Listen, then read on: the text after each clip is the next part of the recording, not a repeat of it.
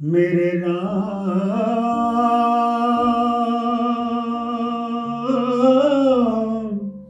मेरे राम, मेरे राम, मेरे राम, मेरे राम, किस गली गयो मेरा राम,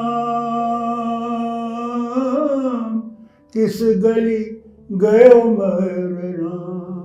एक बात मेरी जहन में आती है, आप चीफ मिनिस्टर रह चुके जम्मू कश्मीर के, जी कई साल रहे। आप केंद्र में मंत्री रह चुके, जी बिल्कुल रहा, आपने वाजपेयी जी को सपोर्ट भी किया बिल्कुल की, 1999 में, बिल्कुल की। और आपने यहाँ भी शामिल हुए। उमर साहब यहाँ मंत्री भी बने, आपके बेटे जी। और फिर आपको पब्लिक सेफ्टी एक्ट के अंदर उन्होंने कार्रवाई शुरू कर दी। मतलब कि आप क्या खतरा था हिंदुस्तान का कि आपको उनको अंतर करना पड़ा? मैं नहीं समझता हिंदुस्तान को कोई खतरा था। तो फिर इनको क्या खतरा, इनको क्या खतरा था? इनको खतरा लगा कि हम लोग बाहर निकलेंगे, हम लोग शोर करेंगे, हम इसके खिलाफ एहतजाज करेंगे, अच्छा, और तूफान उठाएंगे, हमको बंद कर दिया। तो ये ऐसे ही। मगर कमाल ही इस बात का है कि कोई एक्सप्लेनेशन नहीं। क्या हम भारत के खिलाफ हैं? हम क्या पाकिस्तानी एजेंट है, या चीनी एजेंट है, या अमेरिकन एजेंट है? क्या है? इनके एजेंट नहीं हो ना, इनके एजेंट नहीं। हाँ बस यही है। हाँ, कमाल तो ये हुआ। तो महबूबा को भी इस बात का हुआ कि इन्होंने महबूबा को भी कर दिया पब्लिक सेफ्टी एक्ट के अंदर, कर दिया। महबूबा उमर को भी बंद कर दिया, महबूबा को भी बंद कर दिया।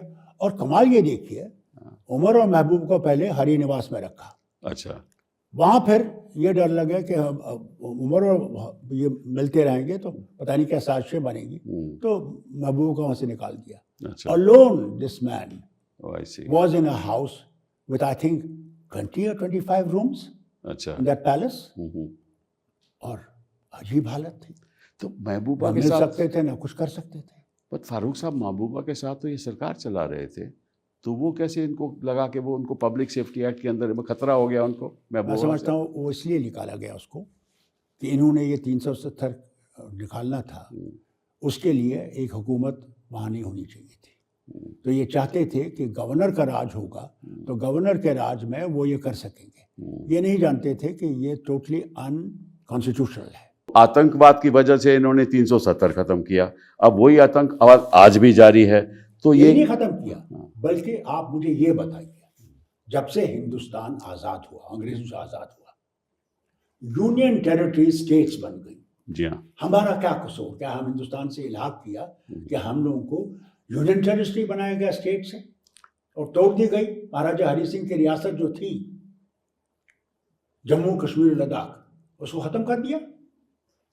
मुझे तो अफसोस इस बात का है, हमने कौन सी गलती की थी कि हम लोगों को इतना गिरा दिया।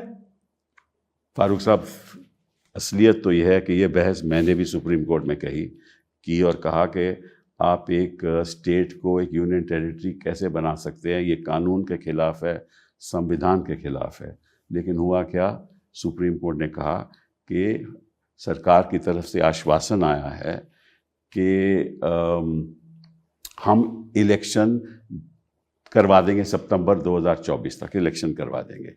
लेकिन इलेक्शन जो वो करवाएंगे, जो कहते हैं वो यूनियन टेरिटरी की करवाएंगे, लेकिन जो कानूनी बात थी, जो असंवैधानिक की, तो सुप्रीम कोर्ट ने फैसला ही नहीं किया।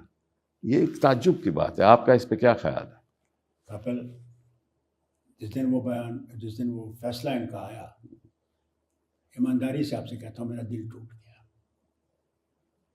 एक जगह जहाँ से हम इंसाफ समझते हैं, जहाँ सब कुछ फेल हो जाता है, तो इंसान उस दरवाजे को खटखटाता था जब सोचता है कि नहीं, यहाँ मुझे इंसाफ मिलेगा, यहाँ मेरी बात सुनी जाएगी और मैं यहाँ से इंसाफ लेके घर जाऊँगा। कपिल, मुझे रोना आया। मैंने सुना कि बताइए मुझे क्या जाता है इनका, कि कहते हैं इनसे नहीं, स्टेट को रिस्टोर करो। क्या जाता है इनका? मैं बताता हूँ। मुझे बताइए, सितंबर तक हमें इंतजार करना पड़ा। क्यों? क्या हम देश के आदमी नहीं हैं? हम इस देश से मिले नहीं हैं? हमने कौन सी बगावत इस देश से की है? हमने कुर्बानियां दी हैं, कपिल, कुर्बानियां दी हैं इस झंडे को ऊपर रखने के लिए। जी हाँ, आपने तो हमारे एमएलए, हमारे मिनिस्टर, बम रखे गए उनकी गाड़ी, तो मैंने गोश्त उनका दरख्त से उठाया। आपके रिश्तेदार भी मारे गए। मेरा सबसे बड़ा रिश्तेदार, मेरा फर्स्ट कजन सादिक, मैं खुद भोपाल में इलेक्शन लड़ रहा था नवाब साहब के लिए, पटौड़ी के लिए। वहाँ स्टेज पे मुझे 9 बजे खबर आती है कि मेरा फर्स्ट कजन मारा गया है। आपके मंत्री भी मारे और गए। कमाल ये देखिए, उसको उन्होंने कंधार पहुंचाया फिर ओहो। मुझ पे क्या, और मेरी हुकूमत। इतना ड्रग पैदा हो गया है हमारे लिए, मैं समझता हूँ हमारी नस्लें ख़त्म हो जाएंगी ओहो। अगर हम इस मैनेस को ख़त्म नहीं करेंगे। अब 50,000 नौकरियों का वादा किया, कहाँ है वो? हम इनसे कहते हैं भाई हमको अपना हक तो दो, हम तुम्हारी कुर्सी नहीं चाहते, हम तुम्हारे महल नहीं चाहते। हम कहते हैं हमारा जो हक है, जो हमें एज अ स्टेट होना चाहिए, वो दीजिए। वो तो कहते हैं ना कि आप आप हमारा पावर जो है रतलब से वो राजस्थान को देने वाले हैं, जबकि हमारे यहाँ बिजली नहीं। हाँ, ये भी मैंने सुना है। What is this? अच्छा, चलिए एक और बात पे हम चर्चा करते हैं। वो है कि आप तो वाजपेयी जी के साथ थे, वो भी भाजपा की सरकार थी, तो उस सरकार में और इस सरकार में अंतर क्या है? देखिए, वाजपेयी जी खुद आरएसएस से थे, इनके प्रचारक भी थे, मगर उसमें इंसानियत थी। वो इंसानियत सबसे बड़ी चीज थी। वो जानता था, मुझे उसने खुद एक दफ़ा कहा, फारूक, हिंदुस्तान तरक्की करेगा जब हम सब धर्मों के साथ इकट्ठे रहें, सब धर्मों को इकट्ठे चलाएंगे, मुझे कहा। और जब हम एक दूसरे को पहचानने की कोशिश करेंगे तो ये हिंदुस्तान तरक्की करेगा, तेजी से तरक्की करेगा। आज धर्मों में बांटा जा रहा है। इस विवादित माहौल में मुझे एक बात याद आ गई कि आप तो राम के भजन भी गाते हैं, राम की करते हैं ना आप? 1-2 लाइन सुना देंगे? आप कहते हैं तो जरूर सुनाऊंगा।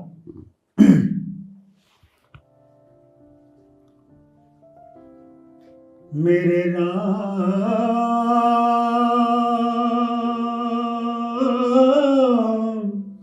मेरे राम, मेरे राम, मेरे राम, मेरे राम, मेरे राम, मेरे राम, मेरे राम, किस गली गयो मेरा राम, किस गली गयो मेरा राम। आंगन मोरा, आंगन मोरा,